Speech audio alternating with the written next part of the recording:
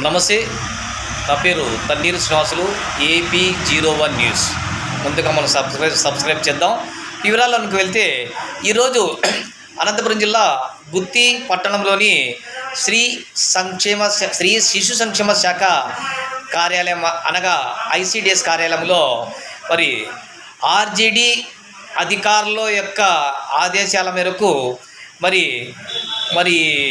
2020 సంవత్సరం కరోనా టైంలో సంబంధిత కాంట్రాక్టర్లు CDPO కోడిగుడ్ల పంపిణీలో మరి ఆనాడు కరోనా టైంలో రోజుకు 3 సార్లు కోడిగుడ్లు ఇవ్వాలని, నెలకు 3 సార్లు పంపిణీ చేసే విధంగా నిబంధనలు ఉన్నప్పటికీ అప్పటికి CDPO నాగమణి సక్రమంగా పంపిణీ చేయలేదని, ఈ విషయంలో గుత్తి ICDS ప్రాజెక్టులోని గుత్తి, పామిడి, పెద్దవడూరు కాకుండా గుంతకల్ మండలంలో దాదాపు 20 అంగన్వాడీ కేంద్రాల్లో కోడిగుడ్ల అక్రమం జరిగినట్లు, వాళ్ళు విక్రయాలు కూడా అక్రమాలు జరిగినట్లు అప్పట్లో ఆరోపణలు వచ్చినట్లు విశ్వసనీయ వర్గాల ద్వారా తెలిసింది.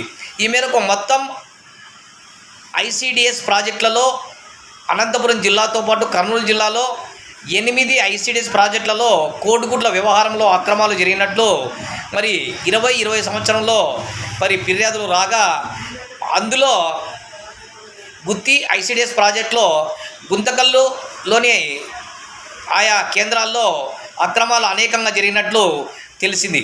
వాటి వివరాల కోసం ఈరోజు కర్నూలు రీజనల్ డైరెక్టర్ నుంచి అటు రీజనల్ డైరెక్టర్తో పాటు అనంతపురం ప్రాజెక్ట్ డైరెక్టర్ కూడా రావాల్సి ఉండగా అనంతపురం ప్రాజెక్ట్ డైరెక్టరు రాలేదు, కర్నూలు రీజనల్ డైరెక్టర్ రాలేదు.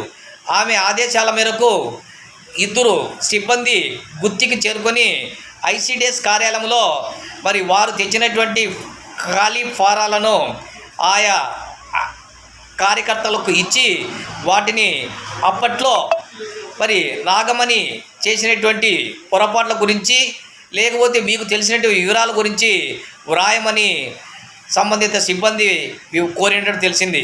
అయితే ఎవరి CDPOగా ఉన్నటువంటి అప్పట్లో CDPOగా ఉన్నటువంటి నాగమణి చేసినటువంటి పొరపాట్లకు డిమోషన్ పొంది ACDPOగా వచ్చారు.